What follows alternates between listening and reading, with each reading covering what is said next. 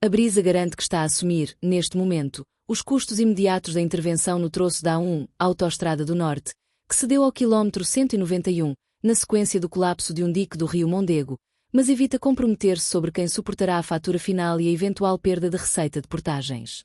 Em causa está uma obra que pode demorar semanas e um contrato de concessão antigo, com regras próprias para situações de força maior.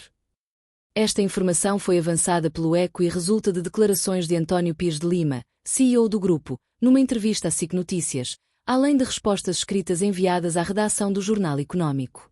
O abatimento na via ocorreu na zona dos Casais, em Coimbra, após o colapso do dique, e levou a concessionária a iniciar trabalhos urgentes para conter danos e impedir que o problema se estendesse a outra faixa de rodagem. Custos imediatos assumidos pela Brisa, mas sem resposta sobre o fim da conta. Sobre o encargo imediato, Pires de Lima foi claro: quem está a assumir os custos é a Brisa. Vamos assegurar a obra, afirmou na entrevista citada pelo ECO. A empresa, no entanto, não apresenta estimativa do custo total, nem assume um prazo fechado para concluir a reparação. Questionada pelo ECO, fonte oficial da concessionária reforçou que de momento a prioridade é suster a deterioração das condições na via e que é ainda cedo para a Brisa ter uma resposta sobre quem vai pagar a obra no final.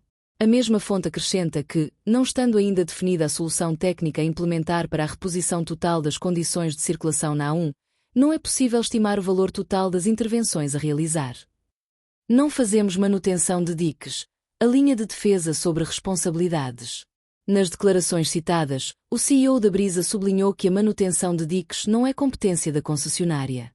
Não fazemos manutenção de diques, afirmou, enquadrando o abatimento como consequência da ruptura de uma estrutura sob gestão pública. O gestor detalhou o mecanismo do incidente nestes termos: um dique, que não depende de uma empresa privada, muito menos da Brisa, ao rebentar provoca erosão da zona do aterro, acrescentando ainda que um dique ou vários sob gestão pública podem rebentar. A Brisa admite também ter um pacote de seguros vasto, afeto à infraestrutura, mas diz ser prematuro avaliar se haverá acionamento de coberturas e qual o nível de exposição associada ao evento. O que diz a concessão? Manutenção da autoestrada e exceção por força maior. O contrato de concessão da A1, enquadrado no Decreto-Lei nº 294 de 97, de 24 de outubro, estabelece que a concessionária deverá manter as autoestradas que constituem o objeto da concessão em bom estado de conservação e perfeitas condições de utilização, realizando todos os trabalhos necessários para garantir padrões de qualidade e os direitos do utente. Ao mesmo tempo, o mesmo contrato prevê uma salvaguarda para situações excepcionais. A concessionária fica isenta de responsabilidade por falta, deficiência ou atraso na execução do contrato quando se verifique caso de força maior devidamente comprovado. E especifica: consideram-se casos de força maior unicamente os que resultam de acontecimentos imprevistos e irresistíveis, nomeadamente atos de guerra ou subversão, epidemias, radiações atômicas, fogo, raio, graves inundações, ciclones, tremores de terra e outros cataclismos naturais. Quem paga no fim? O buraco das compensações e o papel do Estado. Segundo a análise divulgada pelo ECO, apesar de o contrato prever a figura de força maior, não fica explícito o mecanismo automático de compensação estatal nestes casos. Ou seja, mesmo que a Brisa afaste responsabilidade direta pelo colapso do dique, a regra base aponta para a concessionária assegurar a reposição das condições de circulação.